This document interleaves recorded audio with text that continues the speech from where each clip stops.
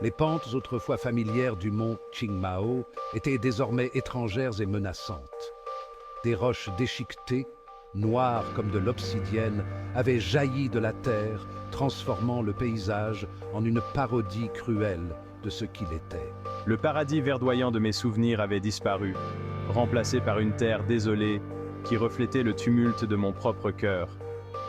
La destruction qui m'entourait n'était pas seulement physique, c'était le reflet effrayant de mes rêves brisés et du poids écrasant de mes pertes.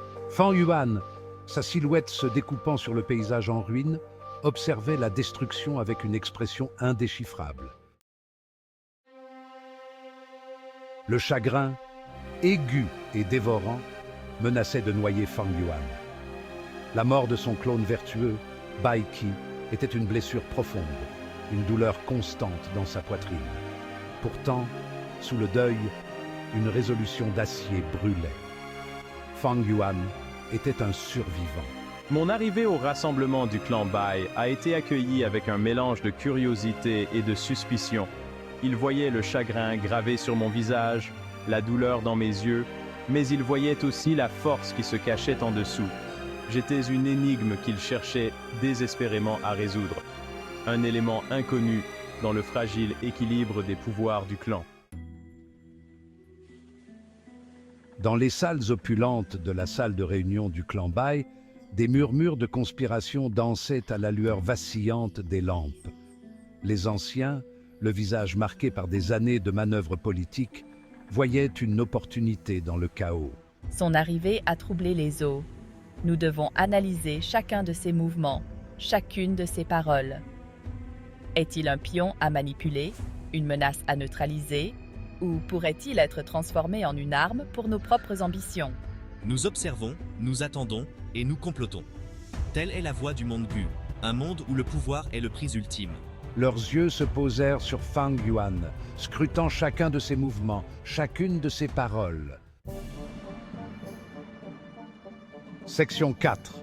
L'araignée et la mouche. Fang Yuan, conscient de l'attention qu'il suscitait, joua son rôle à la perfection. Il était le frère endeuillé, cherchant justice pour son frère déchu. Mais sous la surface du chagrin, son esprit travaillait sans relâche, analysant ses ennemis, identifiant leurs faiblesses. Il était une araignée, tissant patiemment sa toile, et les anciens du clan Bai, malgré toutes leurs ruses, étaient les mouches prises dans son piège complexe. Bai Ningbing, la dirigeante avisée et calculatrice du clan, observait Fang Yuan avec un mélange d'admiration et d'appréhension. Elle reconnaissait l'intelligence derrière son regard, le pragmatisme impitoyable qui reflétait le sien. Section 5. Un clan divisé. Le clan Bai, malgré ses apparences extérieures d'unité, était un nid de vipères aux ambitions conflictuelles. Des factions se formaient et se dissolvaient. Les alliances changeaient comme le sable dans le vent.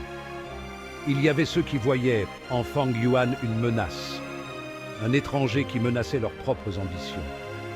Et il y avait ceux qui y voyaient une opportunité, une chance de s'emparer du pouvoir en s'alliant à ce jeune homme énigmatique.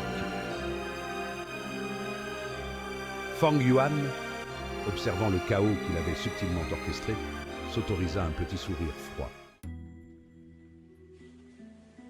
Section 6. Dans les terres de chasse. Bai Ningbing, toujours pragmatique, vit un moyen d'exploiter la situation à son avantage.